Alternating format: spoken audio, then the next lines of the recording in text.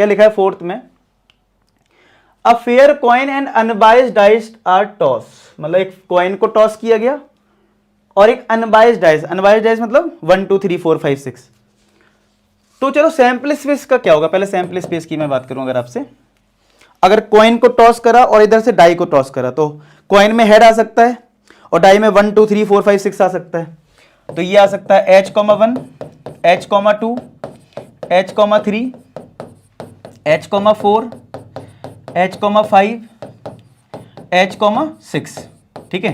फिर कॉइन में अगर टेल आ गया फिर से 1 2 3 4 5 6 हो सकता है। तो T, 1 T, 2 T, 3 T, 4 T, 5 T, 6। तो ये तो हमारा हो गया सैंपल स्पेस S, जो कि H1 H2 H3 इस तरीके से सैंपल स्पेस आ गया है।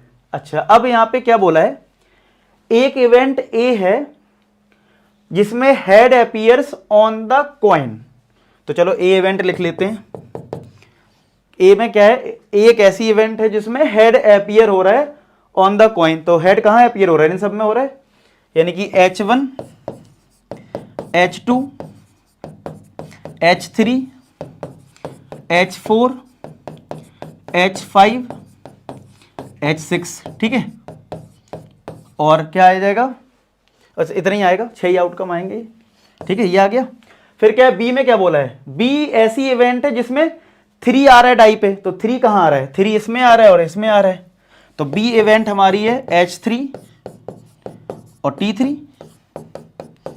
चलो अब हमें क्या करना है वो देख लेते हैं। चेक करना है कि ए और बी जो हैं इंडिपेंडेंट इवेंट हैं।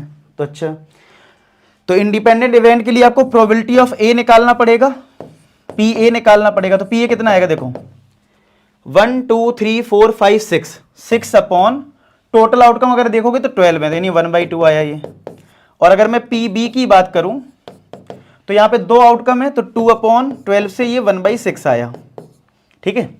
पी ए पी बी निकाल लिया। अब इंडिपेंडेंट इवेंट चेक करने के लिए ए और बी का कॉमन लेना पड़ता है, यानी ए इंटरसेक्शन बी। तो इन दोनों में कॉमन क्या है, H3 और ये H3 एक ही कॉमन है। तो इसकी प्रोबेबिलिटी क्या हो गई, probability of A intersection B. तो एक आउटकम है कॉमन, 1 अपॉन टोटल आउटकम 12 है, ठीक है। ये आ गया। अब हमें P A into P B multiply करके देखना है और सेम देखते हैं आता है कि नहीं आता है। तो पी ए हमारे पास है 1/2, पी बी वहां से 1/6 और ये 1/12। क्या ये दोनों रिजल्ट सेम है, since P A intersection B is equal to P A into P B. तो yes, A and B are independent event, independent events. कैसी इवेंट्स हैं, इंडिपेंडेंट इवेंट्स हैं। ये हमारा प्रूफ हो गया। कौन सा क्वेश्चन था ये, 4th था। ए और बी इंडिपेंडेंट इवेंट है, सही है। तो यानी सिंपल है, आप ए सैंपल स्पेस लिख लो, ए इवेंट लिख लो, बी लिख लो, कॉमन निकाल लो, सबकी प्रोबेबिलिटी निकाल दो और ये जो फॉर्मूला है वो देख लो वेरीफाई हो रहा है कि नहीं हो रहा है।